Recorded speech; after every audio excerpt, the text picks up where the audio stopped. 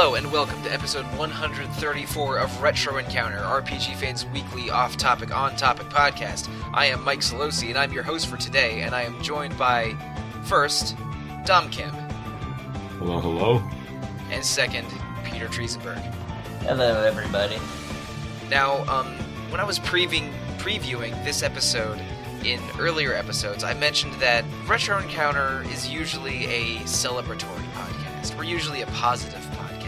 We talk about things we like, what is great about these non-current games that we're talking about, and usually, like when one of us appears on a Retro Encounter episode, we're enthusiastic. Would you agree with that, guys?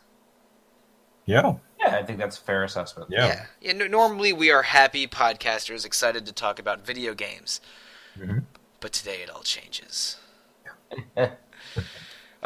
We don't love everything about video games. There are things that annoy us, things that, grind our gears. We have our RPG pet peeves, our RPG bereavements. Whoa, bereavances. I don't know what that word is.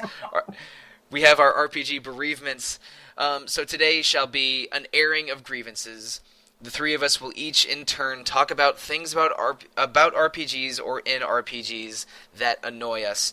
One caveat, we're not going to talk about other players. So stuff that annoys us about people on the internet or multiplayer in RPGs, we're not going to talk about that. We're only going to talk about what is in the games themselves. Is that fair, gentlemen? Yes, absolutely. It's not the game's fault that our healer sucks. Yeah, exactly. Am I also assuming correctly that we have some grievances worth airing, all three of us? Absolutely. In the grand scheme of things, maybe not, but you know what? It's a video game podcast, and we're going to roll with some of this. Right on. Okay. So, now, let's see. Who should we start with? Dom, air your first grievance for us. Sure. So, my first grievance would basically be mini-maps that are super difficult to sort of navigate or get an understanding of. And the most recent example of this is Nier Automata. Honestly, when you have a world as big as Nier's, it sort of becomes a habit that you just press the pause menu and then you just sort of check the map to get your bearings. But Nier Automata possibly has one of the worst mini-maps I have ever seen in the past, couple of years even, where, objective markers would, the depth perception on the map, it tries to do that, but it fails miserably because, the orange marker is, it's so hard to tell, where the orange marker is exactly pointing at. And, the whole zoom function and the zoom out function, it's just a complete mess. And, I'm pretty sure that, half of my playtime in Nier was actually just trying to understand where the heck I am and what the heck I'm trying to get to. Yeah, I think the repetition in Nier Automata, you eventually get your bearings and learn kind of where to go in the world. But the map is, I think, almost deliberately unhelpful in terms of just getting you around. At least initially, the actual main map is the topographical map, which is also less than. I mean, it gives you a general sense of go this way, but other than that, it's not very good for parsing out quest objectives. No, and it doesn't help that the maps are also just varying shades of yellowish gray, and it's how are you supposed to understand where you are within this enormous city when everything is just the same sort of shading? I haven't played Nier Automata. I did buy a used copy semi-recently, so that may happen soon. But when you talk about mini-maps that are difficult to navigate, I immediately thought of the first Grandia for PS1 and Saturn, because it's a fairly early example of a 3D RPG that let you rotate a camera, and because the scenery is so geometric and the map is so bare bones, that I think rotating the camera and trying to focus on the mini-map made areas harder to navigate, and I accidentally left an area through the entrance when I was trying to get through a dungeon or a map segment way too often in that game.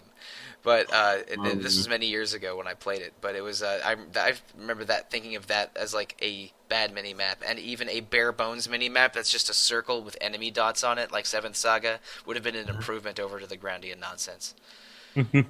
So bad mini maps. That's something. Dom, can you? What's an example of a game with a good mini map or at least a fix that might have solved the mini map problem with Nier Automata?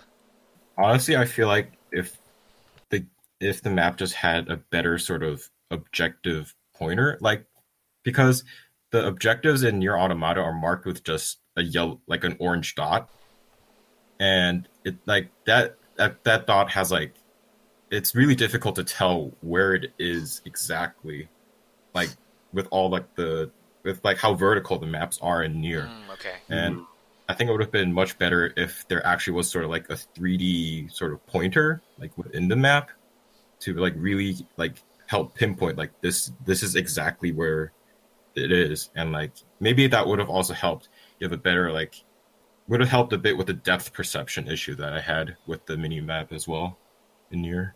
All right. Nier Automata's minimap has some problems, but they might have been fixable problems. So, I wanted to give one example of a map that literally made me quit the game. Please hit me. Pokemon Ultra Sun and Ultra Moon. Weirdly enough, so this is the thing. In Sun and Moon, the first version of the game, they introduced the Rotom Pokedex, where you have a little a Rotom, which is like a Pokemon that inhabits electronic devices.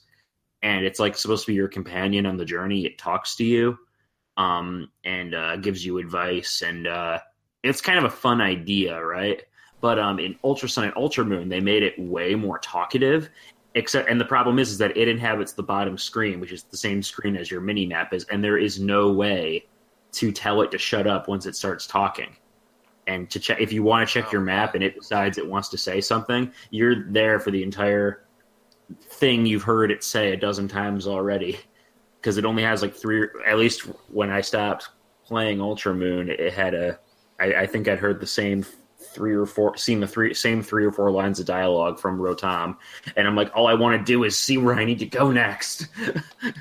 Now, Peter, that reminds me of something, and I think I'll take my turn next, because one particular pet peeve of mine in RPGs is unskippable dialogue and unskippable cutscenes. And and now, seeing a cutscene for the first time, you probably want to see it. But if it's a situation where, like, you know, you're at a save point before a boss battle, the boss battle's tough, and maybe it takes you a few tries, having to see the same cutscene and the same dialogue before that scene over and over is maddening. And maybe even worse, in situations like your Rotom Pokédex, where the dialogue is repetitive dialogue that you've heard before and keeps coming up, and you also can't skip it. Which, I mean, it's maddening. I'm not saying that like everything should be skippable at all times. I'm just saying most things. No, I think it should. That's fair. And I mean, there's a lot of examples I could cite here. I mean, let's see. A lot of even traditional Final Fantasy and Dragon Quest games.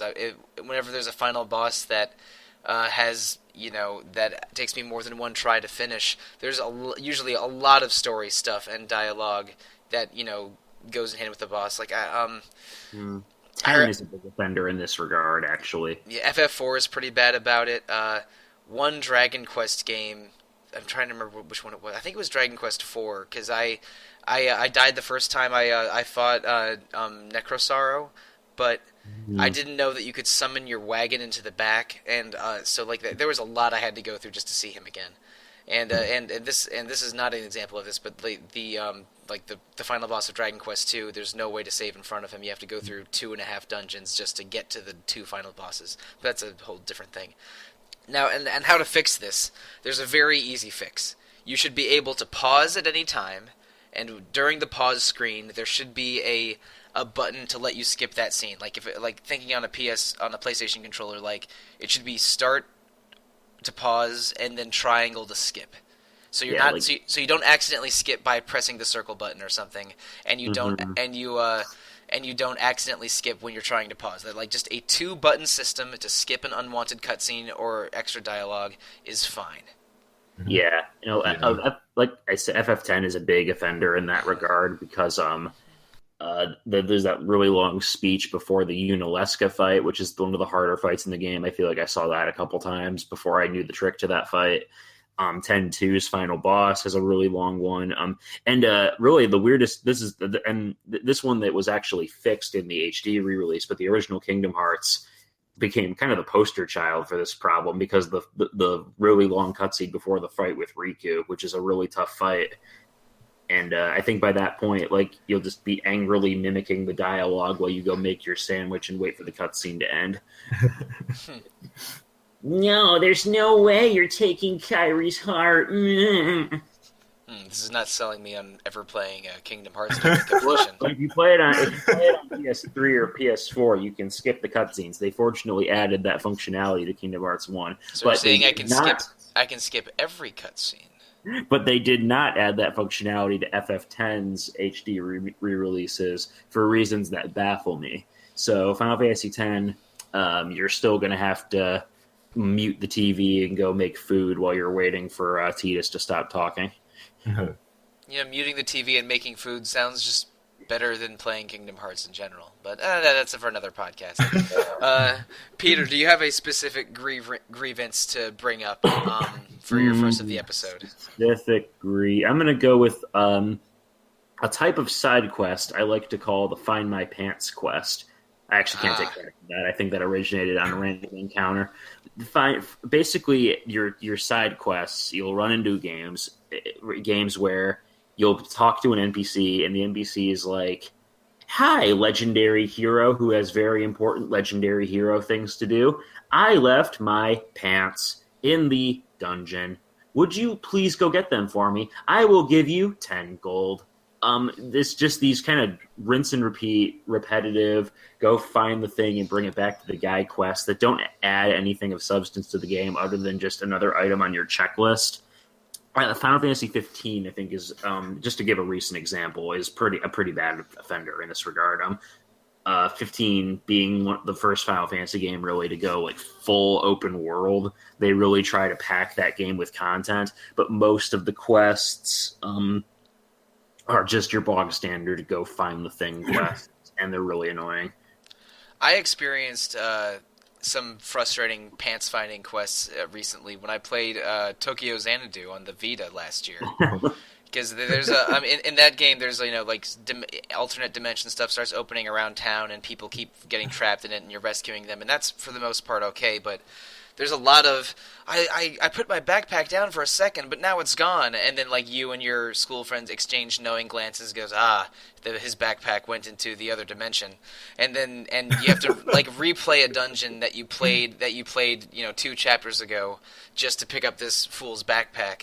And there's at least one or two of those every chapter by the midpoint of the game, and they don't get better. And the dialogue in that game is so sort of without substance that it's not really fun or rewarding. Mm-hmm. But I think the prizes, the in-game rewards, are usually okay in that game.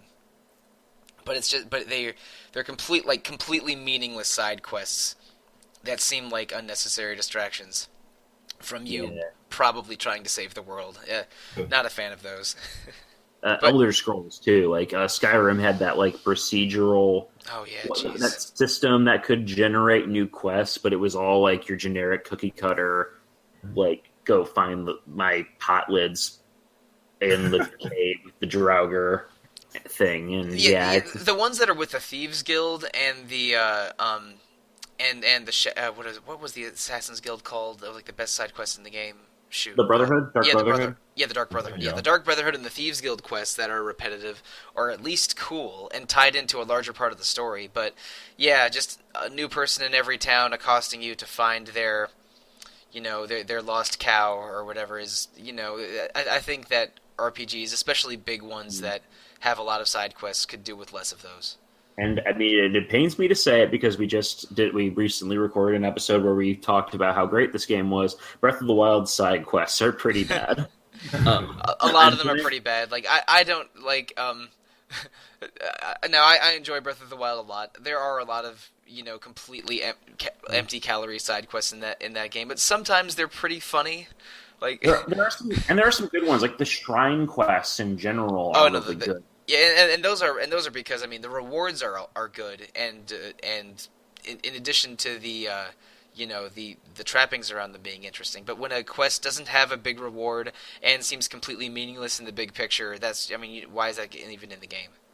And I feel like that's really the solution to jump ahead to how we would redress this problem. I think quest design in RPGs is one of those things where to make a side quest interesting, you want it to either add something to the world it takes place in, like have a good story to tell, or something that is worth the player's time to experience, or reward them really well with something that's worth the time investing in it, not just like here's a token, bit of gold, and a paltry XP boost. Like give me something good, give me a shrine, give me a new weapon, give me something, And also, speaking of games we've played recently, in Planescape Torment, there's a lot of side content and side dialogue, but basically almost every interaction in the game will affect your alignment and will yield an EXP reward, even if there's no physical reward. And you get experience more from dialogue than from combat in that game.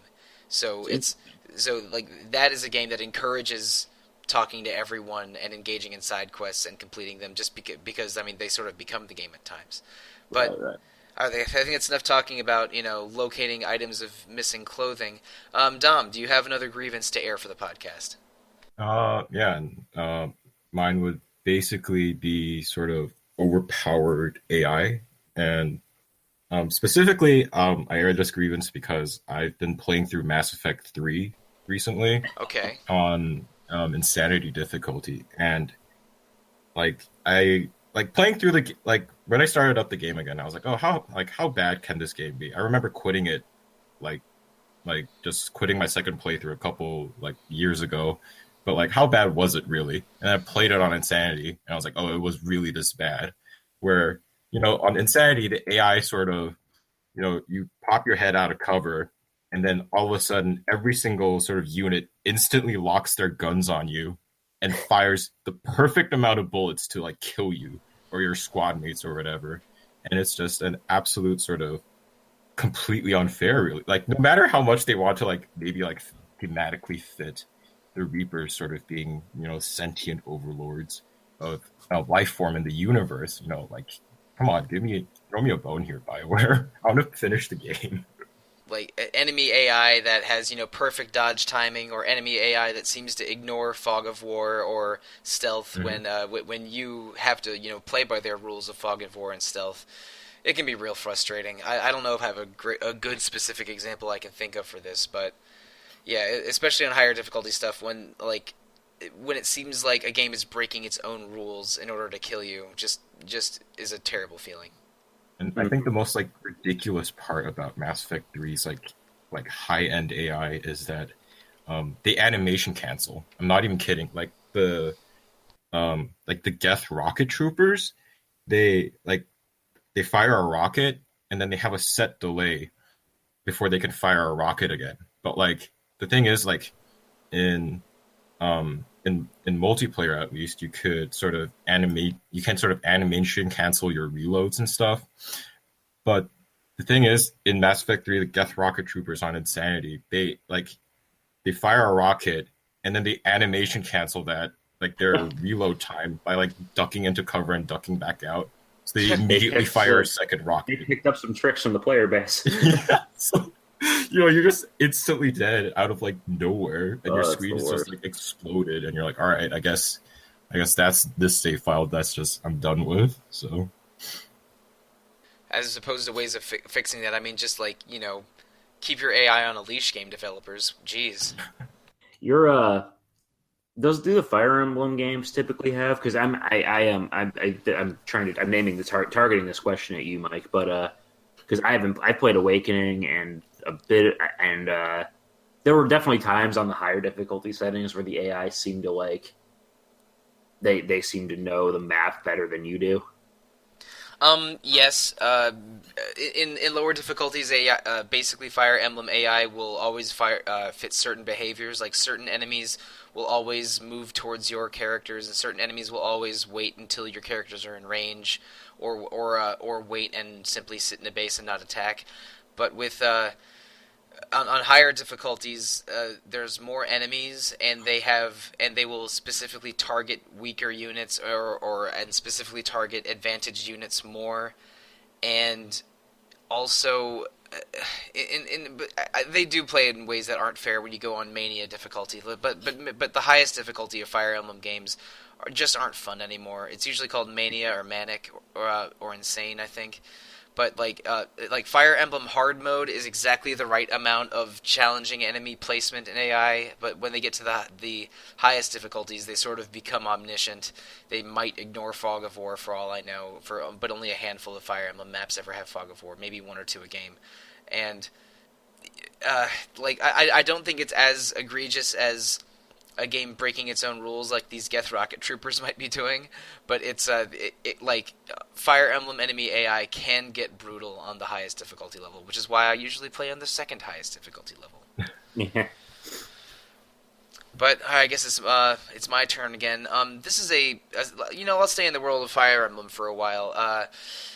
In RPG combat, sometimes enemies will do something that I call a battle surprise. Where, and then speaking in Fire Emblem specifically, in some Fire Emblem games, enemy reinforcements can appear at specific intervals and then immediately take a turn after they appear. So you'll be playing well, and you're doing well in the battle, and your heavy units are in the front protecting your mages and your light units in the rear. But then suddenly enemy reinforcements appear from the rear, attack the same turn, and your mages and your healer is dead or something. Oh yes. That seems like something unfair that you can't prepare for unless you know that those reinforcements are coming at the end of turn 5 or whenever they come. That's what I mean by battle surprise. Something that is unpredictable and very punishing, that happens for a reason that isn't telegraphed and is outside of player control. So like surprise reinforcements in Fire Emblem, or like the enemy suddenly doing a one-hit kill super attack that doesn't have any that comes out of left field, and anything like that, it counts as a battle surprise, and I freaking hate battle surprises. The call for help mechanic they introduced in Gen 7 in Pokemon Sun Moon, Ultra Sun, Ultra Moon, that's kind of, it's not going to kill you so much as it is really annoying, and it turns a lot of battles, especially into battles of attrition, because what some wild Pokemon will do is they'll call for assistance, and randomly another Pokemon of that same type will show up, and you can't catch the Pokemon that you were trying to whittle down its health until you defeat the other Pokemon. And now this thing has help. And at least it wasn't as bad in Ultra Sun and Ultra Moon. I think they rebalanced it a little bit. But when I played Moon for the first time, I think I got into some battles where like a thing would just call for help like every turn. Oh jeez. Like you'd make I think it was I guess a water type. It was raining. So I had a Raichu, so I'm like thunderbolting this fish creature, and every single turn I beat one, it calls for another one. I beat one, calls for another one. Beat one, calls for I just want to throw a Pokeball at you. I don't have time for this. Yeah, wow. I'm glad I haven't played a Pokemon game that has that. And the bosses in the Totem Pokemon in Sun and Moon. At the end of each trial, you'll fight a giant super Pokemon called a Totem Pokemon. They can all call for help, and that becomes part of the boss fight. It's frustrating, and I don't like it. While we're at it, I just wanted to air my grievance, particularly about Fire Emblem Awakenings Chapter 13. I think it was the one where you're fighting at the root of the tree. And okay, yeah, I remember the tree. Yeah, and like up until that point, reinforcements were generally, just like 4 to 5 flyers on the map had appeared. So like, when the general shouted out, "Oh, we have reinforcements coming," I was like, "All right, I guess I should expect like 4 to 5 flyers again." Yeah, it's usually flyers or cavalry or barbarians coming from the mountains. Yeah. Yeah, and then I'm like, all right, so I tried to like position my troops appropriately, but then the reinforcements arrive, and it's just like a shitload of archers and stuff, and it's something I'm totally not prepared for. They completely just nuke my flyers out of the sky, and like they just slaughter the rest of my army because like I was not prepared for this at all. Yeah, So it's like instead of engaging the enemy based on the map, you have to restart the fight and then engage the enemy with advanced knowledge that there's going to be a bunch of archers appearing in the lower right on turn 5. Like reinforcements in Fire Emblem are sometimes just part of the chapter and part of the map, and sometimes they're breaking their own rules, and you have to go into the fight with advanced knowledge in order to properly survive it. It sucks. Yeah, and like that was like my I was I was trying out, since Awakening was my first Fire Emblem game. I was trying out classic mode where like it's permadeath, and I was like, all right, well I'm just going to delete that save file then. I would have an earlier save than this. So yeah, multiple save files is usually a good idea with Fire Emblem games. I haven't played all of them. I've played, I want to say 5 or 6 games in the series. No, I guess 6 or 7, and 2 of them were Japan-only titles that I played translations of. And man, those older Fire Emblem games are rough and unforgiving with reinforcements. And like Awakening is one of the more forgiving games in the series by a long shot. But that's enough talking about battle surprises. Peter, do you have a new grievance for us to discuss? I have one that kind of feeds into battle surprises. The concept of ambushes in RPGs. I think those are in more recent games. I think this has actually already been redressed in a lot of ways. From games where whether or not you get a battle advantage or an ambush is wholly determined on whether or not you are able to get a preemptive hit on an enemy like that you see in the wild. I'm okay with. What I'm not okay with is in a lot of older games where whether or not you are ambushed is wholly dependent on the RNG at the start of the fight. Right. Yeah. And I mean, I have lost my patience for that whole concept. I think it's dumb. There's nothing you can do about it, especially in games like Shin Megami Tensei, where getting ambushed can literally just party wipe you because you'll get hit by an elemental weakness and the enemies just all gang up on you. Like in Digital Devil Saga, when we played that. Yeah, we played that last year, and it's probably even less forgiving in Nocturne, which is a Shin Megami Tensei game I have not played. But if you get ambushed in Digital Devil Saga, you can get wiped out on the first turn if you're unlucky. And like you said, it's a dice roll and not being back attacked by an enemy on screen. There's like nothing you can do about it now, and that's just really frustrating to me because either it's like that, or in like a lot of the Final Fantasy games that were turn-based and had random encounters, getting ambushed is more of just a momentary inconvenience. It just makes the fight longer. Like, because in those games, it's not so much a challenge. It's just like, okay, here's another. Okay, I have to take a turn to reposition my guys, and now I'm gonna start the fight. Goody. It's like it doesn't add anything. I just think it's dumb. And by and large, I think that a lot of modern RPGs where you can see enemies in the field really does a lot to solve this problem. There are exceptions. Shin Megami Tensei 4 actually, enemies do appear in the field, but they also jump out at you randomly, and then you can get ambushed, and that's stupid. I think now I'm trying to do a solution-oriented approach to this. I think the 2 ways to fix this are either make them non-random, which we already talked about a little bit. Like you get a preemptive hit if you strike the enemy, they get the ambush if they strike you. That's a way to add fairness to it, as long as they don't materialize out of nowhere, like you just said. And the other way would be to make them less punishing, like having an enemy ambush increase the difficulty of the fight or inconvenience you is probably okay. But if they can team wipe you in a few seconds with a badly timed ambush, then that is not fair to the player anymore. So like I'm not against the idea of enemies having ambushes. Just make them more tolerable somehow. Like, 'cause I remember there's pincer attacks and back attacks in like Final Fantasy VI, and I don't remember them being the worst thing in the world, because I think most of the time, I mean, first of all, Final Fantasy VI is not a very challenging game, so that's I mean that's probably a lot of it. But also there was items that let you be immune to back attacks and pincer attacks, and I think I only really suffered during them if I was spectacularly unlucky and they attacked someone that was already low health or something. But Yeah. like I'm not against ambushes as a whole, but they have to find a way to make them fair. Yeah. I will say I love the way Persona 5 handled encounters. Like, just Oh yeah, being able to kind of stealth your way around it, like, that was good. I would play. I mean, Persona 5 has story and character and tonal issues at times, but mechanically, I mean, I think it's one of the greatest Japanese RPGs ever made. Everything is so stylish and awesome, from moving to the turn-based combat to everything. Like, if they just completely took all the mechanics of Persona 5 and slapped a new story on it, I would play that game tomorrow. But Maybe Megami Tensei 5 will take some leaves out of its book, because I'm really hoping that game brings back some of Persona 5's dungeon design.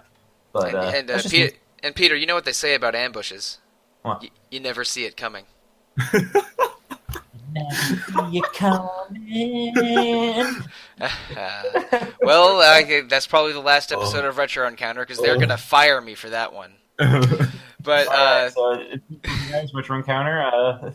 Yeah, the new host of Retro Encounter is gonna be Peter's cat Mo and Rob's cat Borscht.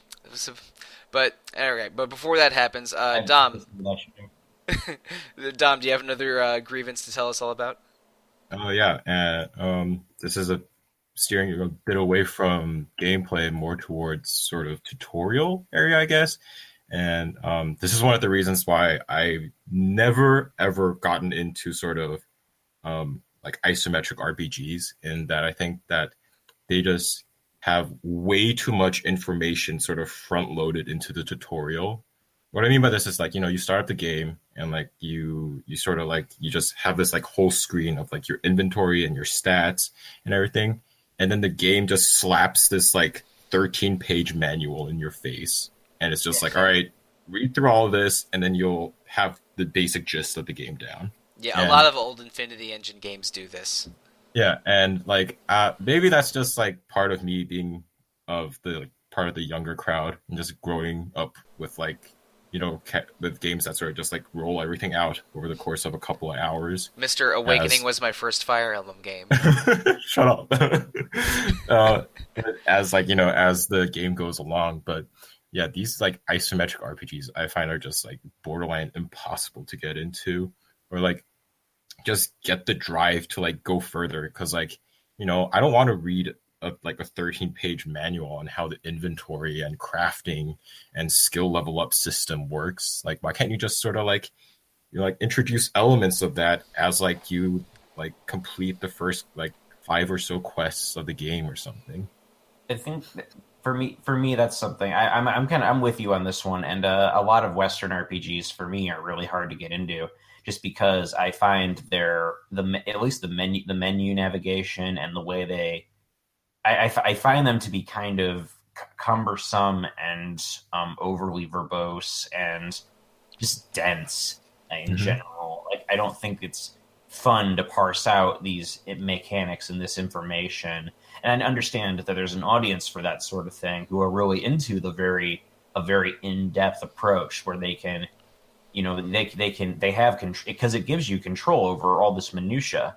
But I much prefer a more simple ergonomic approach to UI design. Yeah, and I mean, this is, I guess, attached to it. But when there's a lot of different statistics and that all require explanation, like if a game has 3 kinds of stamina and speed, agility, and dexterity, but they all do different things, and they only explain them in a big dump of like a front-loaded info overload, like you suggested, Dom, that is not good at all. Especially if it's otherwise hard to find.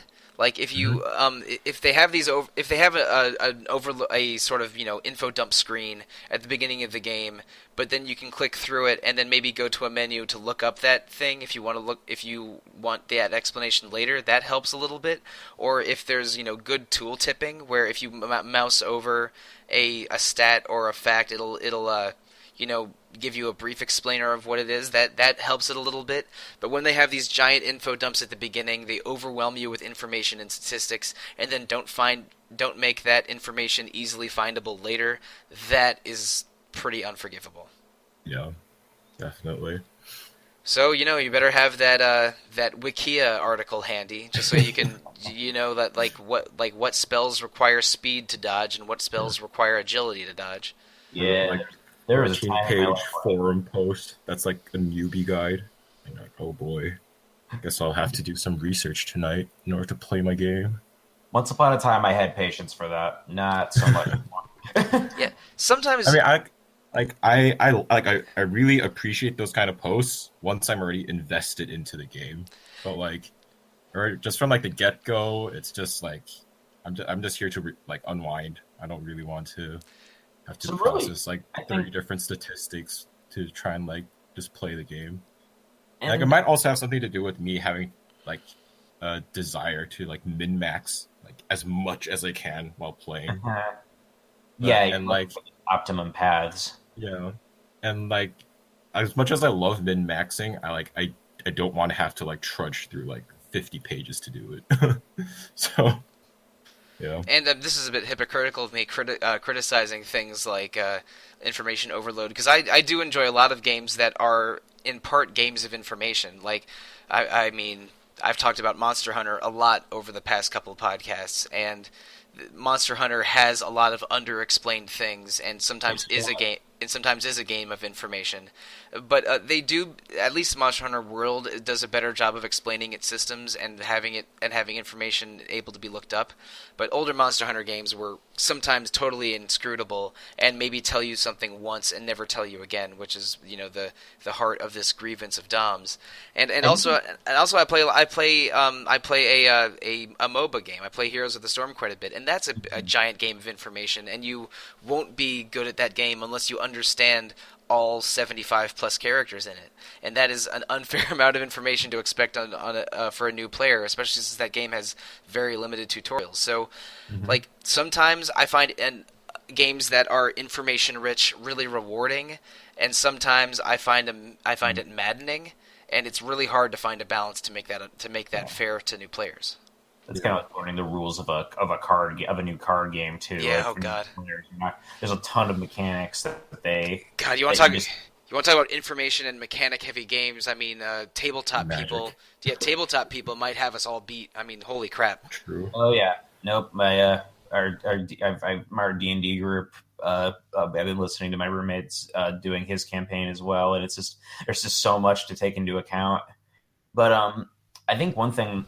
An easy redress for this sort of thing, and this goes into just games with large tutorials as well. I think if you make the learning curve, that initial hump to get over, less intimidating, I don't mind looking up stuff later on when it comes to min-maxing or I want to get the most out of my experience. But that initial, that first impression is so crucial for whether or not I'm going to want to invest that kind of effort in your game. I think, and I'm gonna come back to this game a few times, but Breath of the Wild, that tutorial area, the Great Plateau, is brilliant. That is a great way to introduce you to the basic way to navigate that game. It teaches you just the basics of just about everything you need to know before it lets you into the wider world. And that area is wide enough that you really get a sense for the scope of what you're going to need to do. I think it's fantastic how that whole area works. Right, and Peter, I'm going to use my turn now to talk about something that is almost the other end of the spectrum from Dom's complaint, and I'm going to focus on another Zelda game. I think you know where this is going. I think I do. Yeah, sometimes when a game has a lot of information or stuff in it, sometimes they under-explain themselves or they give you a big explanation up front and then forget it forever. But sometimes their difficulty curve and explanation of all their systems is is done too much and too slowly, and there is too much of a phrase that I both like and dislike called hand-holding. And Peter, what Zelda game exemplifies an overabundance of hand-holding?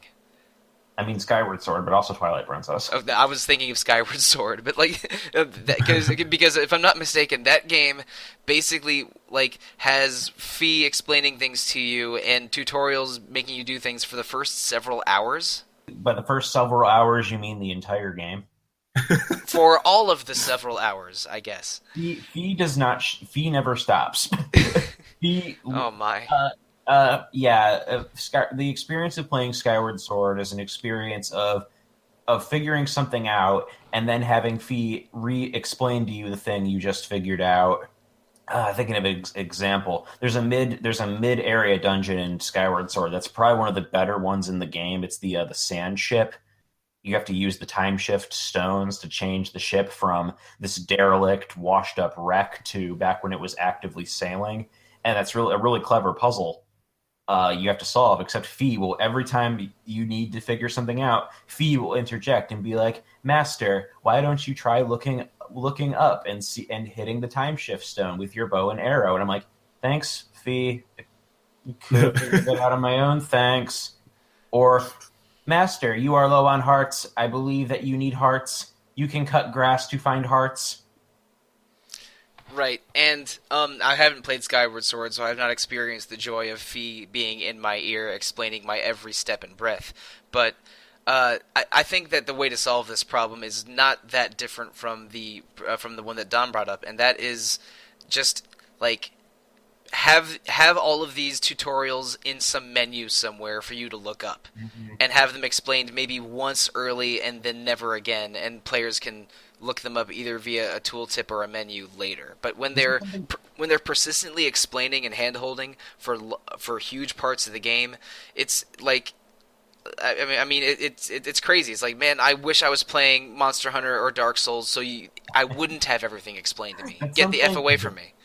That's something that the Mario and Luigi games eventually came to grips with, because the jump from to the 3DS, Dream Team has a lot of tutorials. Yeah, and that too has kind of a similar problem where you'll be 20 hours into the game or whatever, and they'll still be explaining new game mechanics to you.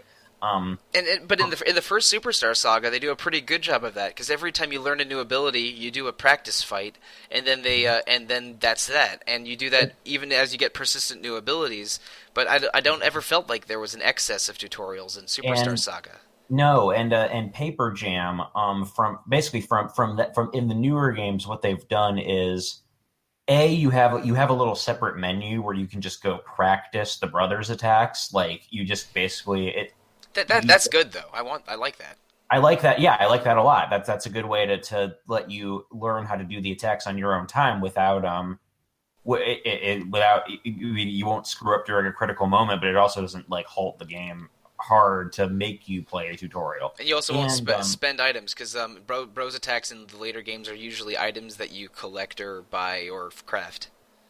What they also do is I think in Paper Jam, Starlo will literally just be like, "Hey, this is your first fight. If you want to know more, go click this little menu thing on the bottom screen," and then the fight proceeds. And then you don't need to. You can, if this is your first Mario and Luigi game, you can go read that tutorial. If this is your fifth game, then don't. Yeah, make the tutorials optional or hidden or researchable later is the way to solve that problem.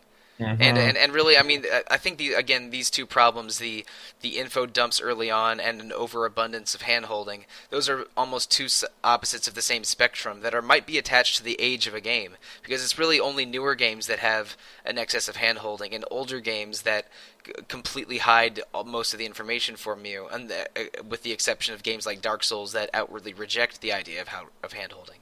But it's entirely possible to overcorrect something. Yeah. All right, Peter, I think it's your turn. Give us another RPG grievance that we want to address. All right, boys and girls, settle down, and Uncle Peter's going to tell you a story. Stay a while and listen. Stay a while. This is a tale of a hobbit. A Hobbits game released in 2003 by Sierra Entertainment.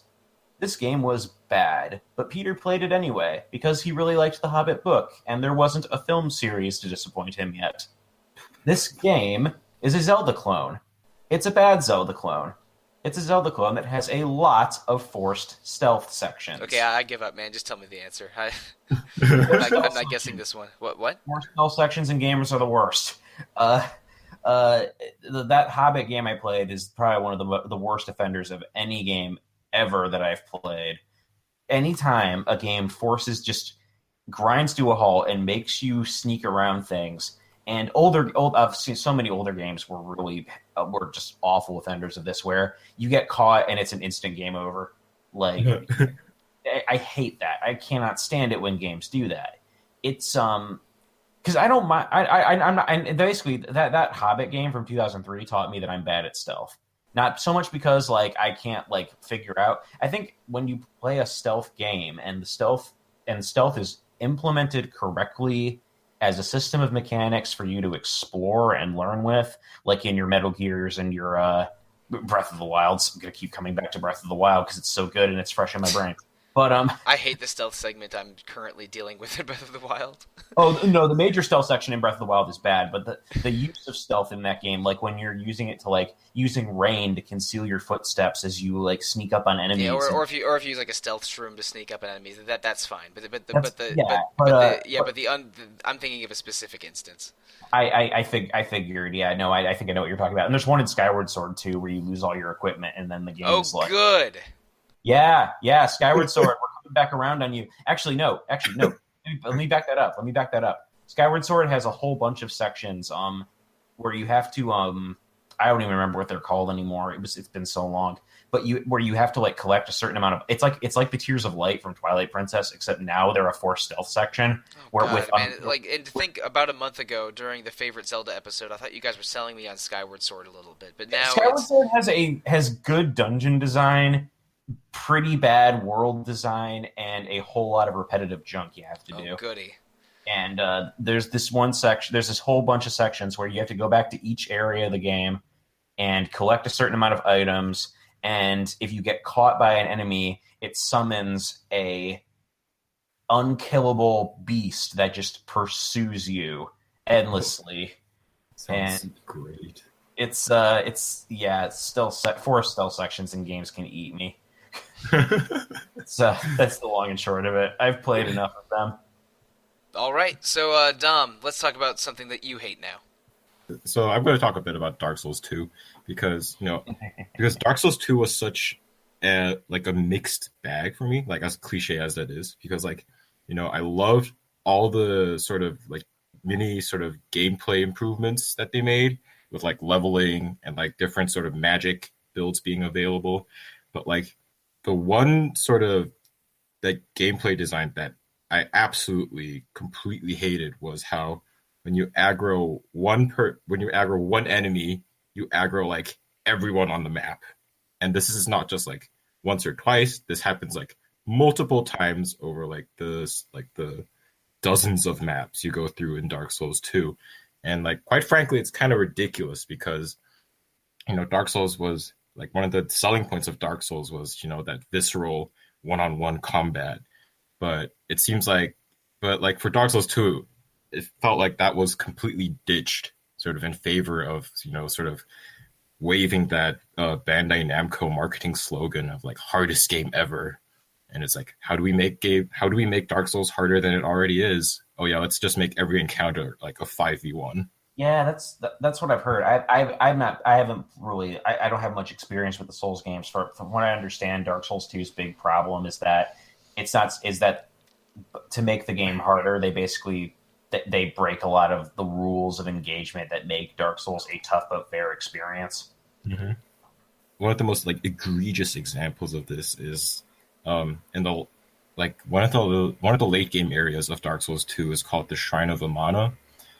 And I kid you not, on day one release, they had you would walk in and these people wouldn't even be your render distance wouldn't even have these guys in your field of view yet. And yet you would suddenly get pelted with 3 bolts of magic. And because you quote unquote aggroed the mages, you of course aggroed every single melee unit in the vicinity as well, who then like make a straight beeline right to your location.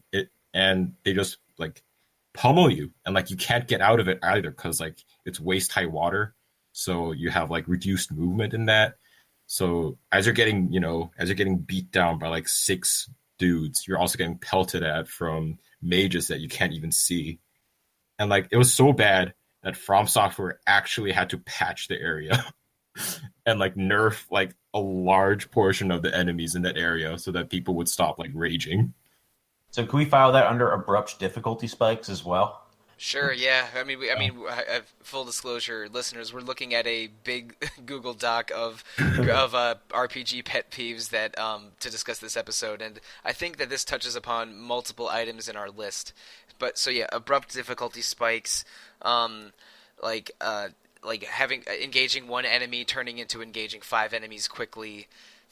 Dark Souls 2, it sounds like, I think Peter used the phrase tough but fair. Like, Dark Souls felt tough but fair. Dark Souls 2 felt tough and sometimes unfair, if I'm not mistaken, because I haven't played Dark Souls 2 either. Yeah, how do I call it? It's like super easy to cheese, but if you aren't cheesing, it's super unfair. Let's put it that way. There are certain builds that just like trivialize the game entirely. But like if you try and play it sort of like the right and proper like sword and board, it's just a complete nonsense. Mm-hmm. The original Xenoblade had a lot of problems where you could potentially aggro like an entire zone of enemies. It's not as egregious there as it is in Dark Souls, but I did have that problem on occasion. And I mean, shoot, the entire concept of aggro, which is sometimes called threat or hate, is a foundational part of a lot of MMOs. Mm-hmm. And I mean, everyone has seen the Leroy Jenkins video, but choosing when to engage enemies and draw their aggro is a big important part of playing those games, especially if you're a tank. But when you can't manage the aggro, or engaging or aggroing one enemy unexpectedly turns into aggroing 5 enemies, is breaking its own rules. I mostly played a tank in FF14, and in the same quest I heard companions telling me I wasn't aggroing enough and I was aggroing too much. So maybe I don't know anything. What do you want from me? Yeah, it's It was confusing, but and also warriors are better than dark knights or paladins. But yeah, like the concept of aggro is something that's an interesting thing to explore in 3D action RPGs and similar games, but they gotta play fair when they do it. Mm-hmm. So I guess it's my turn a little bit, and fellas, we've been talking almost entirely about mechanical aspects of RPGs, and that's fine because I think that's mostly what this episode's about. But sometimes I have annoyances about game storytelling, and this is very, very subjective. I'm not going to say this applies to everyone, or this is always bad, but plot twists in RPGs, I feel need to be earned. Like if there's a bit, and like plot twists themselves are fine. A lot of the time they're exciting or and unpredictable and cool. And like horror movies, I think almost wouldn't exist without the idea of the plot twist. But for one to feel good, it needs to be foreshadowed a little bit and has to have you re-examine everything you knew about that situation or that character before, and have you and for you to be able to see the breadcrumbs a little bit. Do you follow me so far? So, but when a plot twist comes completely out of nowhere and seems like almost a twist for the sake of being a twist, it's terrible. Like it just makes me angry at the story, and I hate that. Do I smell the vestiges of Tokyo Xanadu? You do, again! Because there's... now, I don't want to spoil this game, because it is fairly recent, but in the last, say, 4 hours... But for real, do you really care? No, I don't. But let's say the last 2 dungeons, there are 3 characters who you met in the first hour in the game, but in the last 2 dungeons, one of them Okay, I'm sorry. Two of them ends up being members of secret societies that were secretly in the background of the entire story, and one of them ends up being like actually a demon and actually the final boss. And it's like, what are you talking about? This is completely dumb, and like they feel completely unearned. There's basically no way of knowing this ahead of time or even suspecting it ahead of time, and they're only doing it for the sake of, oh man, wouldn't it be cool if. And I as a result, like, I was already a little negative on Tokyo Xanadu because I think it wasn't a very well written game when I was playing it. Even though some of the character designs were all right and some of the combat and dungeons were all right, like I was ready to just throw my Vita directly into the trash after this, which would have been a damn shame because I love the PlayStation Vita, but.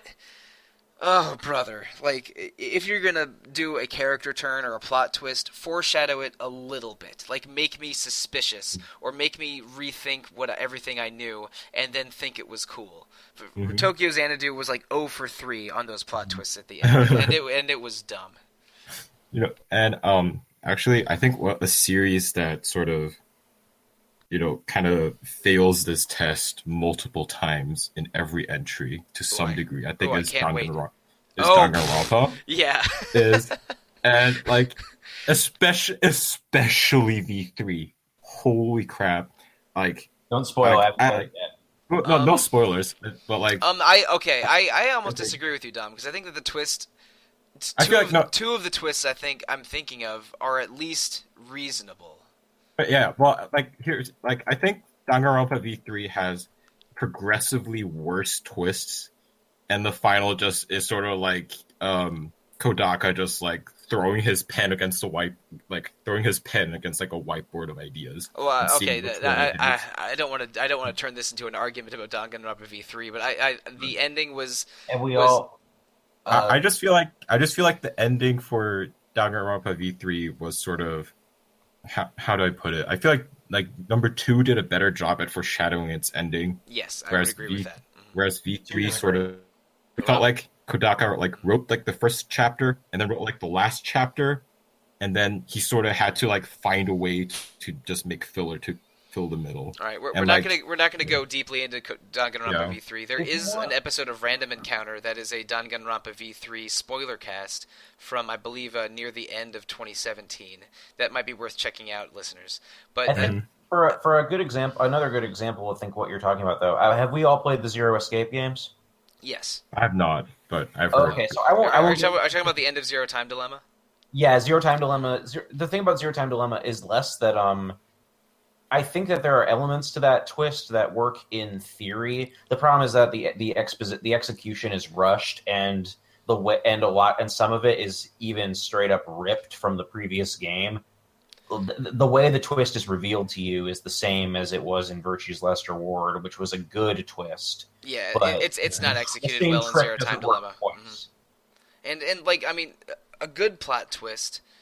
Like, I'm trying to think of a good example. I think some of the character turns in the first Xenoblade Chronicles, where, without going into major spoilers, 2 or 3 characters that you've known for most of the game have sort of surprise endings to their arcs. You know who I'm talking about, guys? Yeah. Yeah, like, I think those are better because there was cause for being suspicious of those characters, and there were scenes connecting those characters to certain events that made I think that made their twists, if not necessarily justifiable, at least make sense. But I think that a plot twist is something that's a little challenging to pull off, and for a writer to pull it off, it needs to be earned either with foreshadowing or recontextualization. And in video games, they do that successfully rarely. And Danganronpa V3 is a weird thing because that game has at least 3 crazy twists that are, are varying levels of being justified. But yeah, I like a good plot twist. I like a good surprise final boss sometimes. But like the surprise final boss in Persona 4 makes sense. The surprise final boss in Final Fantasy 1 has not made sense for 30 years. Necron is still kind of out of left Yeah, field. geez, Necron and Zero Miss are kind of out of nowhere, but in FF1 I think it's the silliest of all because the basically there's multiple layers of time travel making the first boss of the game also the last boss of the game, but in the past and the future at the same time, and I don't even want to think about it Oh, anymore. time travel. Yeah, Mm. like if you want to listen to our trying to examine what happens with Garland Chaos, we did a Final Fantasy 1 episode a few months ago in I think early December or late November of 2017, but where Rob Fenner very patiently tries to explain it to me, but he didn't totally succeed. Many Final Fantasy games have this problem, and I mean 9 is a poster child for it. I think with 9 they even have like vestiges of Hades being the original final boss still in the code somewhere. That would have been cooler. Yeah, I think that I don't remember where I read this from, but it's like they basically they examined the rest of the boss arena, and Hades' model, and yeah, it was apparently that was the original plan. And here's one crossover you probably weren't expecting. DC Comics also has an ageless spirit named Necron. That's a force of ultimate death in the universe, and he Awesome. similarly came out of nowhere in some in I think one Justice League story in the '80s, and then in a big Green Lantern story in the late 2000s. But he's about as well explained as the Final Fantasy IX Necron. I like Darkest Night, but yeah, Necron himself is kind of meh.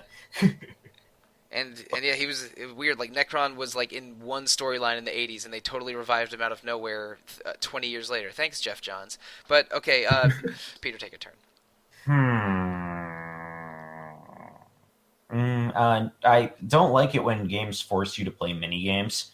I'm really quite not a fan of this whole concept. Final Fantasy IX being an early example I can think of where you have to play a game of Tetramaster in order to progress the story. I don't like Tetramaster all that much. I think those break the flow of your game in a lot of respects. I don't like it when games force you to do something that isn't in keeping with the rest of the game in general, but I think Tetramasters, I don't think it's a bad game. I think the section that forces you to play it does a terrible job of explaining how to play it. Right. I think I basically just randomly threw cards around and somehow won, and then I never had to play it again, which was great. Blitzball is another example. While I know the Blitzball minigame has a lot of depth to it, and I think that it did eventually grow on me as something, once I took the time to try and understand it, the way it is introduced in the story is really bad. I agree with that too. I like Blitzball a lot. I got way too into Blitzball when I recently played Final Fantasy X. I played about 60 or 70 games of it, and got the I got the Waka World Champion sigil. I guess that's the Saturn sigil, which is the ultimate reward for it. So I got really into Blitzball. But the way they introduce it, where they force you to play a game that's slightly underexplained, and the major condition for winning that game is completing a different minigame earlier on that gives you a special Blitzball move. Like, it's the way they introduce it is out of the blue and not good, and like having your win being predicated on getting the eject shot is also bad. So it's not much of a guarantee. Yeah, really. Well, no. If you get the eject shot and know how to use it, then you're gonna score whenever you want to almost. But that comes from me, who already understood the game pretty well. I would agree. Non-optional mini games that are introduced abruptly or in a annoying way. I don't know if that's ever a good thing. Like, I mean, I'm playing an RPG for RPG combat and dialogue and character building, not so I can play a card game that I hate. Terrible mini games. Once again, Danganronpa series, kind of. You do have to put up with Hangman's Gambit and that one with the surfboard in Danganronpa. And I feel like half the reason why I just found the game mini games so insufferable is because, but it's a pretty long and convoluted explanation of what this mini game is, and it's the instructions are so they remind me of the way I code, which is basically incomprehensible and way too convoluted. So it's and just these terrible explanations into these pretty boring mini games with a couple of of the clues that they expect you to like infer from all the information you received is just crazy. Especially I think in the first one, where the in the hangman's gambit there, that was where like the order of the letters mattered. So Oh like yeah.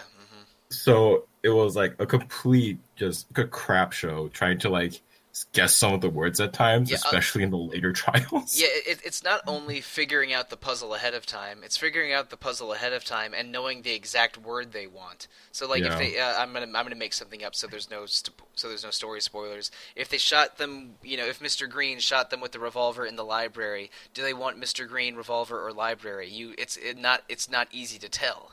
Yeah. But and with Danganronpa, again, this is a series I like a lot. We've recorded 3 episodes about them in Retro Encounter and 1 in Random Encounter. But with their mini games, I am really of two minds about it, because them having different games to play during the trial and have them be recurring, sometimes it's like, oh, it's part of the game, that's fine. But sometimes the mini games are just bad. Like, I really like Debate Scrum, Yeah, and I really like oh shoot. The Mass Panic debate. Yeah, That yeah, and was I think pretty cool. yeah, I like Mass Panic Debate also. Like, and the rhythm games at the end of each trial I usually like, but not always. But I mean, Hangman's Gambit is terrible. Sometimes the block breaking game just is like, why is this even here? Logic It's dive. Oh, yeah, like sometimes I'm more forgiving about Danganronpa's mini games, because it seems like the game is in part defined by those mini games, but they're not all good. And when a mini game sucks and it's not optional, then that's terrible. So, Dom, trying to stay away from Danganronpa and Dark Souls, do you have another grievance to air for the podcast? yeah, and this is sort of more. I guess this goes back into sort of the narrative thing where I've played a lot of visual novels, and one of the things that always sort of like bugs me is how like most of like the good visual novels, I guess, have these like prologue sequences that are just way too long for their own good. And I mean like, and since a visual novel is basically, it's just like an interactive book, so they have to fill up the hours somehow. So they just have, so like, whereas most games might have like a tutorial and an intro sequence that might last like 1 or 2 hours, visual novels can head into like 10+ hour range, like no sweat. And like, you can be like dozens of hours into a visual novel and only just start hitting the main story.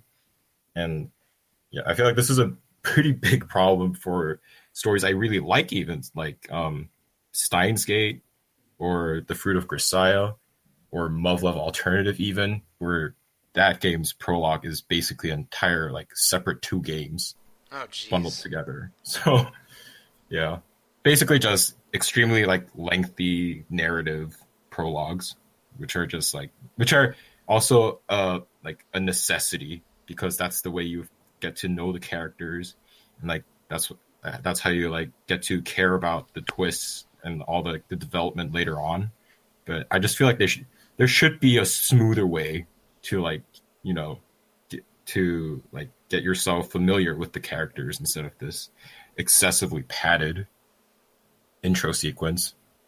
And I understand that grievance, and I almost would extend it a little bit to because I haven't played as many visual novels as you have.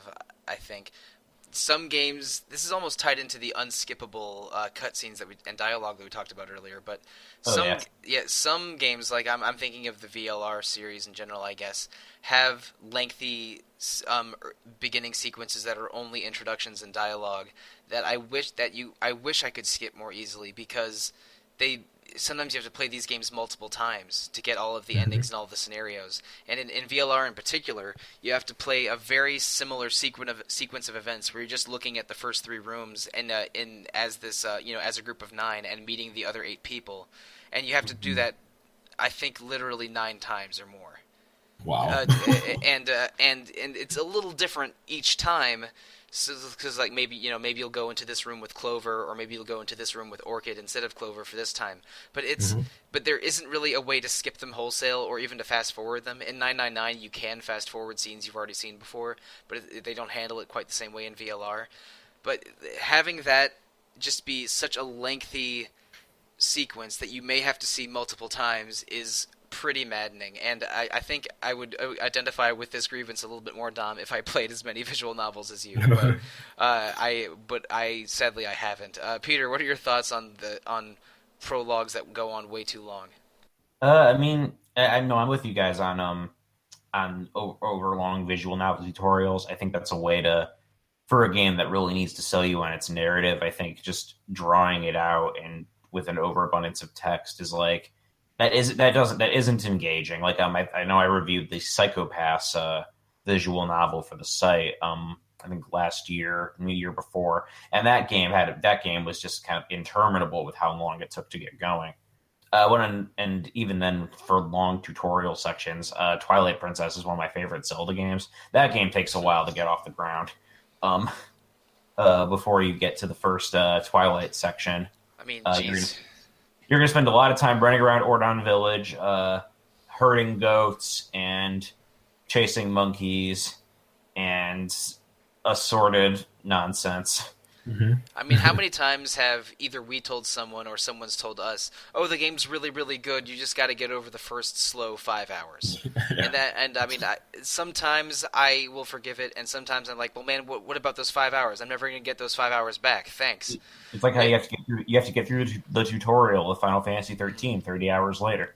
I mean, this is a series that I will probably never talk about on Retro Encounter, but I think that God of War does it brilliantly by, in all three of the main God of War games, having the first mission being extremely exciting and action-packed. Like, give us an exciting beginning or a hook that will at least get us through this prologue, even if there's more introductions or explanations later.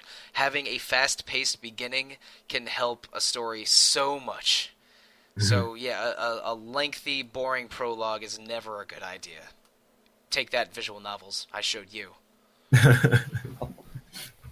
And, all right, I'm going to hit one big one because I think we've been going for over an hour, and I don't want to keep listeners here for 3 hours because I'm sure the three of us could complain for 3 hours. But so I'm going to go through a big one that I've been almost avoiding until now. Random encounters. I'm done with them. I don't think we need them anymore. Like RPGs are no longer in the 16-bit era where it was challenging having a lot of sprites doing things on the screen at once. I think that enemy encounters in RPGs that have combat should be like visible or engageable from a map screen, or before cutting into combat, or just have all combat take place on the same screen, like many action RPGs do, like your Dark Soulses and your Xenoblades. But the idea of exploring an empty map and then at random having a jarring transition to a battle map is frustrating and annoying and unpredictable and takes agency out of the player's hands, and I don't think we need to do them anymore. Or if we do them, give the player some level of control, or at least give them a twist that makes them better to deal with. So guys, I know all of us have played games with random encounters. Like, are we ready to do away with them? My answer is yes. Yes. I mean, even for a game I really liked, which was Undertale, which had like a pretty clever way of dealing with random encounters. I still just found them so annoying, especially when I couldn't care.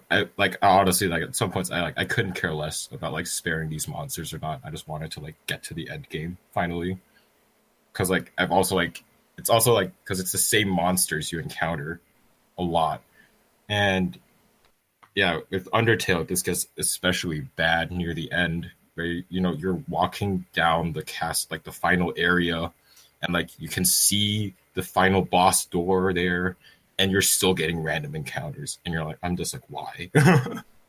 Why? I don't want yeah, I spared these monsters a couple hours ago, but like I don't want to have to do it again for the 20th time, especially when it's so close to the end. I just want to get the game sort of over with at this point. And one series or mini-series of indie RPGs that I think also handles random encounters in a better way than usual is the first two Zeboyd Games RPGs, which were Breath of Death 7, The Beginning, and Cthulhu Saves the World. Both of them, are basically homages to 8-bit and 16-bit RPGs, so I think they wanted random encounters for that reason. But also, every area has a set number of random encounters. And if you go to a menu, it'll say like 2 out of 25 encounters. So like once you hit the 25 random encounters, there will be no more random encounters in that zone anymore. And I would rarely hit the cap when I was going through a new area.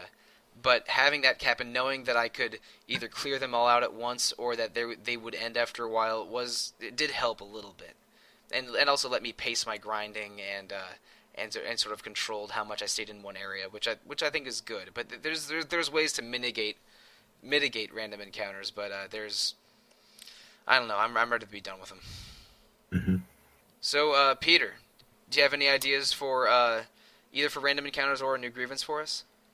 For me personally, my thoughts on random encounters are basically that I am like you guys. I'm pretty much done with them. The old Mega 10 games are big offenders for me. Oh yeah.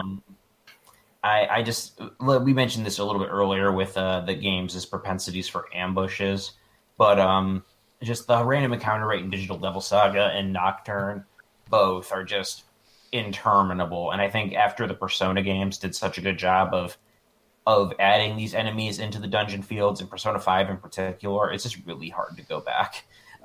For me, that example is Dragon Quest games. Like the first 8 Dragon Quest games have random encounters, and I was maybe more tolerable for those when I played them for the first time, which would have been the early '90s for some of the NES ones, and then the 2000s for all of the others.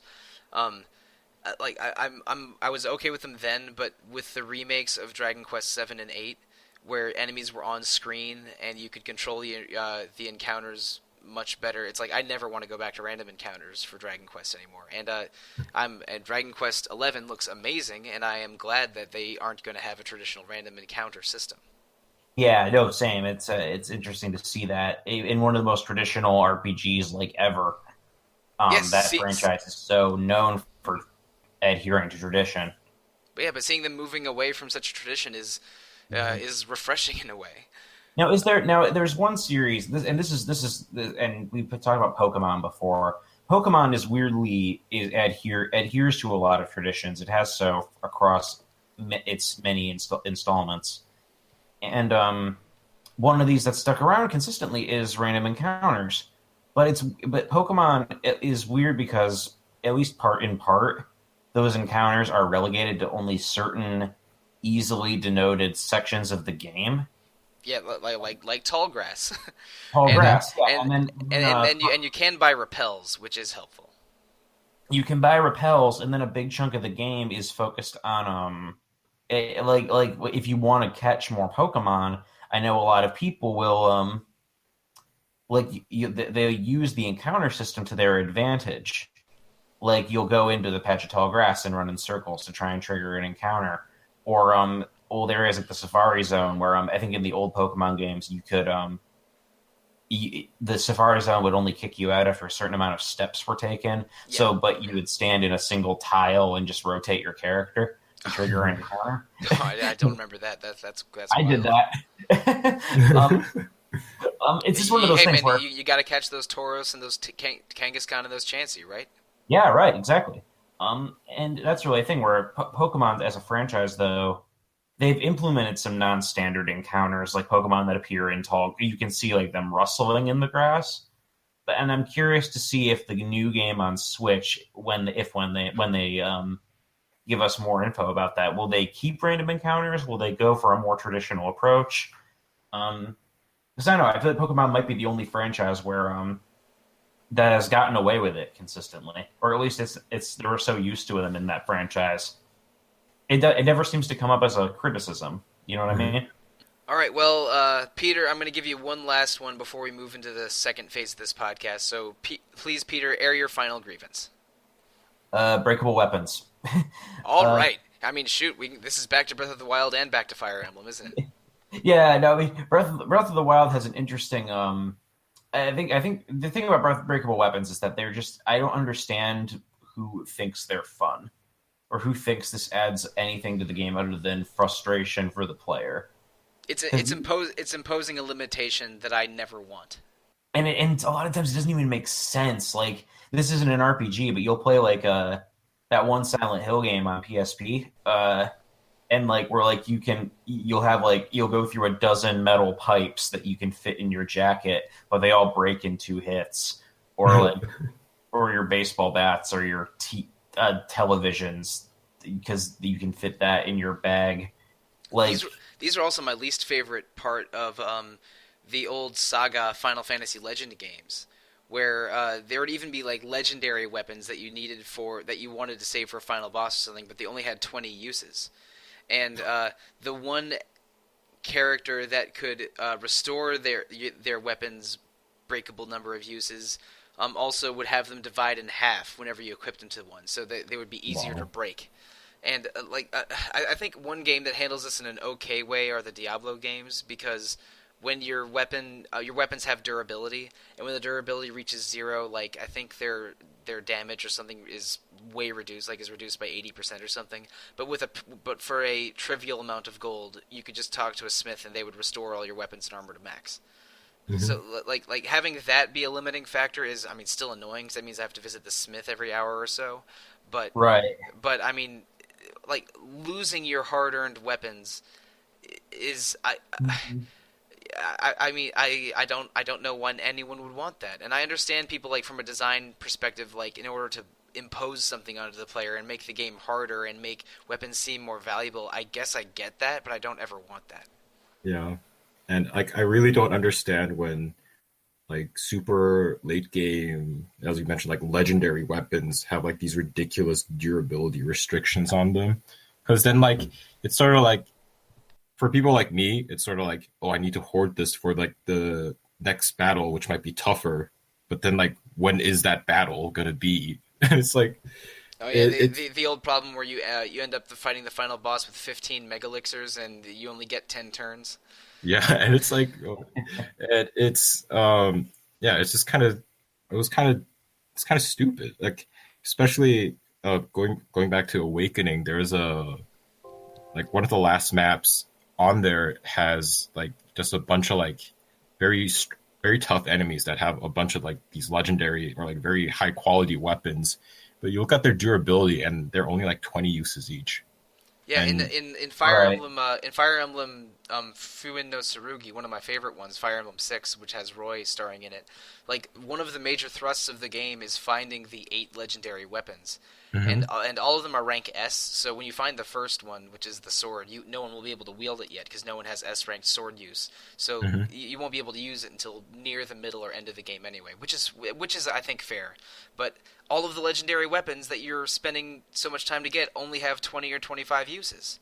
And so I always end up saving them for the final 2 maps, where I do get use out of them, but it diminishes the reward of finding those weapons, because not all of them, but most of them are found in secret missions, and you only get to get the real ending if you find all 8. Yep. But man. I was going to say Breath of the Wild.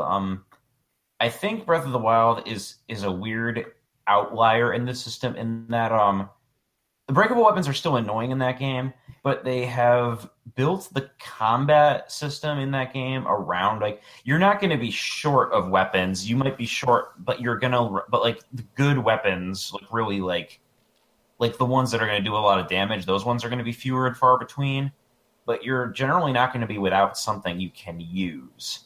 And I think this goes. I mean, we've talked about Breath of the Wild a lot, and I think we should continue talking about it.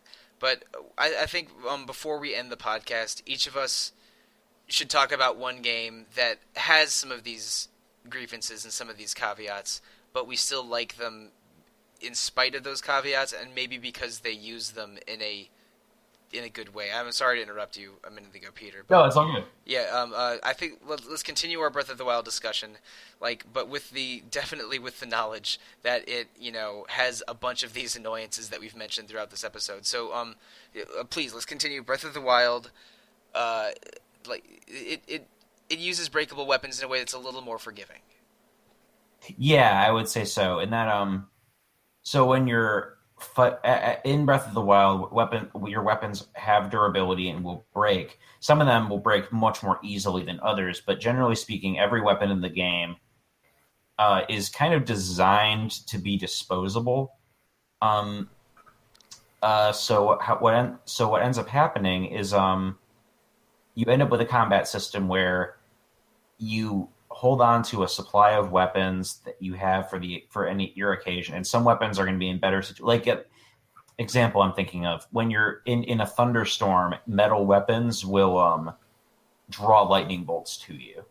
So you might want to have a wooden weapon on hand. But one way or another, as you're fighting enemies, those weapons are going to break. And wooden weapons especially are going to break more easily. And you end up in this situation where you're never short of something to use. If you're raiding a bokoblin camp, they're going to have weapons lying around you can use. At least for me, I tend to hoard items a lot, so I have like a whole collection of like swords where I'm like saving for special uses. Yeah, and that's a little challenging in Breath of the Wild because your inventory is limited unless you find a bunch of Korok seeds. Yeah, right. And then you end up with this weird situation of like all your weapons are basically short-term uses. You can't really get attacked. Even the Master Sword runs out of energy, and you have to like let it recharge, which is kind of depressing. Let's be fair. but again, the combat system's built around it. Like they've designed the game to accommodate this. Like I think you have to really try to like not have a weapon on hand. But it's an interesting way to work around that mechanic, and I'm not sure it's a perfect solution. But it's interesting how Breath of the Wild handles it. There's also one other thing that Breath of the Wild does with breakable weapons that I like, and you do it after you finish each Divine Beast quest, where each village around a Divine Beast has one signature weapon that's like a way above average version of that weapon. It's probably not the best in the game, but it's for Gorons it's the heavy weapons. For Zora, it's a spear. For the Rito, it's a bow, and for the Gerudo, it's a sword and shield. And they each have like a signature village version of the weapon. Like it's called the Great Stone Breaker for the Gorons, and it has like 60 attack. It's really good, and all of them are very good, way above average versions of these weapons. And they're the only weapons that you can actually have forged in the game. So you get a Great Stone Breaker after you finish the Goron quest, and it will break just like a lot of weapons. But they also tell you straight up, hey, if you bring a weaker breaker item and a diamond and give it to our forger, we'll give you a new Great Stone Breaker, which is a nice way of mitigating like when you get this ultimate heavy weapon from the Gorons. It's like, oh, I never want to use this. I'm going to save this for the final boss. It like the knowledge that you can get it reforged helps a little bit. And having one of each type of weapon that are that are also attached to story quests and let you do that is a good mitigating factor. But still, I don't know. I still wish the weapons in Breath of the Wild were a little less breakable. Yeah, and there are like ways to like replenish some of your items. And weirdly enough, this is kind of a weird workaround. But if you have any of the Zelda amiibos, then you can oh jeez. Yeah, so each Zelda amiibo guarantees you a treasure chest with with one item in it. Usually some arrows. The Zelda one I think generally gives you bows. But it can be, I don't know, it's funny. It's a weird workaround where you can like, okay, if you really want to make loot rain from the sky and you have a few of these plastic toys lying around, you can make that happen. But well, I mean, Breath of the Wild's great, and I guess they do make breakable weapons a little bit more tolerable. So, Dom, do you have an example of a favorite game of yours that, uses some of these grievances of ours in an interesting way? So for me, going back, it's Dark Souls, and I think Dark Souls, the first and third game in general, handle sort of overpowered AI really well. And what I mean by this is that, like, in Dark Souls, even just like common sort of level one, like the first enemies you encounter in the game, like if they land a solid hit on you, that's like half your life bar gone. I like how From Software has sort of designed the enemies in that they're overpowered in certain aspects, like damage or maybe sort of like health or like some sort of combination of those. But they also leave a lot of like room for you to play around it. So like if a swing takes off like half your health bar, then usually it has a very noticeable charge time, or you can sort of read it from enemy movements. And you can put up your shield, you can dodge, or you can, even if you're fancy, you could parry it. And I like how, I feel like that is one of the reasons why Dark Souls, despite its difficulty, is so popular and such a fun game to play, is that From Software really like left you these areas that you can exploit, and as you like learn to read the enemies, you can feel yourself getting better at the game as well. So I feel like that's one way, or that's how Dark Souls just handles like having really strong AI units really well and quite elegantly. Awesome. Now, I haven't played a Dark Souls game other than the first few hours of Demon's Souls for the PS3. But I mean, I know of Dark Souls' lofty reputation, of course, and I feel like I know a lot about the game, even though I haven't ever played it, just because I've heard so many people talk about it. Shout out to Rob Steinman, editor and podcaster emeritus. Yeah, Peter, do you have any thoughts on how Dark Souls implements its difficulty spikes and enemy AI? Like you, I don't have much experience with the series, so but I know it by reputation, and I've watched Let's Plays and stuff. Like, it's one of those series where I feel like difficulty wise, I don't think I have the patience to get into this, but I totally see from an objective standpoint, like, yeah, I see what it's doing here, and I appreciate that design ethos. And I do have Bloodborne, so I might have to get into that at some point when I can, if I feel like running straight into a brick wall for a few hours, I might decide to play Bloodborne instead. But yeah, no, I totally hear you, Dom. I think it's a really awesome way to work around. Like, let's give the player a stiff challenge, but also give them the means to overcome it. Mm-hmm. Exactly. Actually, Zelda does that too. I mean, what? How many times can I work in a Breath of the Wild reference into a podcast? It's about as many times as Mike can work in a Monster Hunter reference. I think I've been able to do one Monster Hunter reference per podcast since late January of this year. So Mike, can you talk about how Monster Hunter World puts you up against the Nergigante and then gives you the tools to take him down? Indeed I can. Well, first of all, okay, the Nergigante is weak against almost every status, which people tend to ignore. But all right, I'll stop. Yeah. Anyway, I'm not going to talk about Monster Hunter World and Nergigante, even though I would love to. That will be every podcast in July of this year. No, it won't. I'm going to talk about something that we went over a short time ago, but I deliberately avoided mentioning one specific game. When we talked about random encounters, there's one game, or I should say two games, that handle random encounters, I think, basically perfectly. And that is Bravely Default and Bravely Second. I think I've mentioned this on other podcasts. But in both of those games, there's a random encounter slider that you can access from a menu. It's not very hard to find, and you can basically set the random encounter rate to like, I think there's 5 settings, with the middle one being normal, the highest one being very frequent, and the lowest setting being none. So you can basically turn random encounters on and off. And if you want to play Bravely Default like a 16-bit RPG, where random encounters are periodical, you can just keep it at that middle setting the whole game. Or if you're like me, you can turn them completely off when you want to just go through a dungeon and grab treasure, or turn them all the way up to number 5 when you want to grind for job levels, or regular levels, or what have you. That's how I always want it. I want random encounters to be on a slider, and but also being able to punish players that just have them turned off all the time by having boss battles or mid bosses or some unavoidable encounters to that will be checks, basically. You're level 2 and you've had encounters off the whole game. Well, guess what? Here's a level 15 boss, because you should be level 16 by now. Like, I think that is a great way to handle it. And if Pokemon were to redesign themselves and model their random encounters like Bravely Default's, I think the thing to do would be have like a permanent repel that you can turn off and on yourself. but but still have frequent trainer battles that are unmissable and require you to have Pokemon at a certain level to be able to make it through. Yeah, I think that might be that's a fantastic way to work around that. I think that could work really well. Mm-hmm.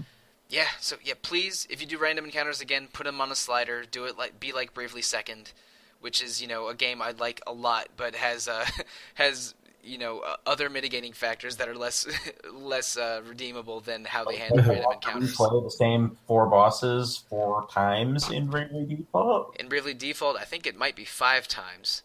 And you also have to go through the dungeons again, even though they're a little bit easier the 2nd through 5th time. Having flashbacks, Spike. This isn't good. In Bravely Second, you do have to go through part of the game a second time, but you can skip a lot of it the second time through, and when you do that, it lets you pick the choice that you didn't pick the first time when you do side quests. So in Bravely Second, it's more forgivable, but still kind of dumb. Like whatever. We might do a retro encounter on a Bravely game in the future, because they're not brand new games anymore. Those came out in like 2012 and 2015, or was it 2016 for Bravely Second? I think 2016. Yeah, I was a senior in college when that game came out. All right, yeah. So it was. God, you guys are all children, but but yeah, it was a yeah. Okay. Well, I like Bravely Default and Bravely Second a lot. I'm really looking forward to Octopath Traveler, which is being made by the same team. That demo was fantastic. Yes, one of the best Super Nintendo games of all time, isn't it? Yes, it made our list. Well, if we're talking about episodes that aired a month ago and whether Bravely Second counts as a retro game, I think we're about at the end of the podcast, gentlemen. Thank you so much for recording with me today, and thank you, listeners, for listening to us record this. I had a lot of fun doing it. It's fun being negative instead of overwhelmingly saccharine for an episode for once. Let hate flow through you. Hate leads to suffering, but not today. So anyway, we have a little bit of Retro Encounter housekeeping to do. Next week we are having our first Super Mario RPG episode. We, I think, first mentioned those back at, a few weeks ago, back in April. But those are going to be a lot of fun to talk about. I like Super Mario RPG a lot. And Peter, you and I are both going to be on that episode. Am I right? Yep, yeah, looking forward to it. I actually haven't played the original Super Mario RPG. Other than I think I played the first hour or so of it. Oh, okay. So this will mostly be a new experience for you then. For the most part, yeah. And as someone who, I've professed my love for Superstar Saga many a time. Yeah, I know you like Paper Mario and Superstar Saga, so I had assumed you played this, but I guess I was completely false. I apologize, man. Hey, it's all good, man. I'm going back to the roots of the Mario's RPG history. Yeah, it's surprisingly storied RPG history. Yeah, we've talked about Mario RPGs on at least 2 other Retro Encounter episodes, on the Adaptations episode and the Mario RPG episode, which you were also on with me, Peter. But this time we're going straight to the source, playing Mario RPG. It is the beginning of Mario's surprisingly good RPG lineage, and also part of one of Square Enix's golden ages when they were really killing it in the second half of the Super Nintendo's lifespan. So that'll be a lot of fun. We haven't planned out most of the rest of this month yet. So I'm not prepared to tell you what other episodes we're having other than 2 Mario RPG episodes, but you will hear about that later, I promise. Listeners, if you want to get in touch with us, the best way to do so is to email retro@rpgfan.com. You can also go to rpgfan.com and comment on the boards there, or visit the Facebook page, Discord page, Twitch page, Instagram page, or...